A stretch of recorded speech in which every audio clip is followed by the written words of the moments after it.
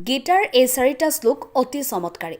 জীৱনত সফল আৰু সুখী কৰি তুলিবলৈ কৰক ইয়াৰ অনুসৰণ। হিন্দুসকলৰ ধৰ্মীয় গ্ৰন্থ শ্ৰীমদ্ভাগৱত গীতাত 700টা শ্লোক আৰু 18টা অধ্যায় আছে।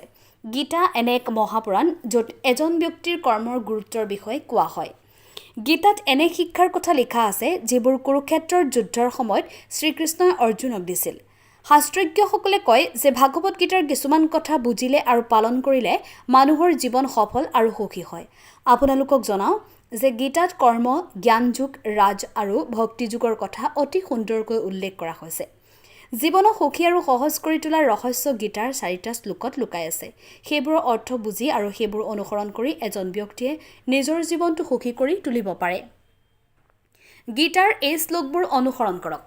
নম্বৰ 1, যজ্ঞাদৰ চৰিত শ্ৰেষ্ঠত্ব দেৱেত্তৰো জন সয়ত প্ৰমাণ কুৰুতে লোকস্থ দুৱৰ্ততে। গীতাত উল্লেখ কৰা এই শ্লোকটোৰ অৰ্থ হ'ল এজন নিখুঁত মানুহে মহান কাম কৰে, আনসকলে তেওঁৰ দৰে আচৰণ কৰে।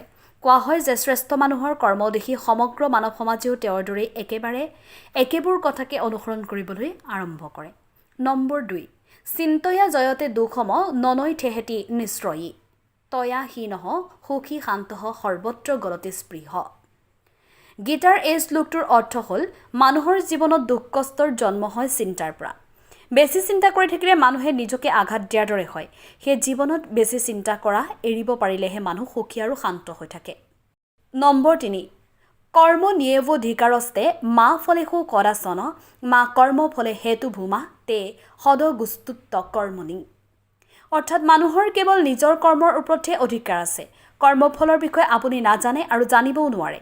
সেইবাবেই শ্ৰীকৃষ্ণই কৈছিল যে কামবোৰ কৰি থাকক, ফলাফলৰ বাবে চিন্তা নকৰিব। মাথো এলাহ নকৰি একাগ্ৰচিত্তে কাম কৰক। নম্বৰ 4, যৎসাংখ্য প্ৰাপ্যতে স্থান তদ্যুগপি গম্যতে একম সাংখ্য স যুগ স যহ পশ্চাতি স পশ্চাতি। এই শ্লোকৰ অৰ্থ হ'ল সাংখ্যযোগীসকলে যি জ্ঞান লাভ কৰে সেই জ্ঞানেই কৰ্মযোগীসকলেও লাভ কৰে। শ্ৰীকৃষ্ণৰ মতে যিজন ব্যক্তিয়ে সাংখ্য আৰু কৰ্মযোগক একে বুলি ভাবি কাম কৰে তেওঁৱেই সফল হয়।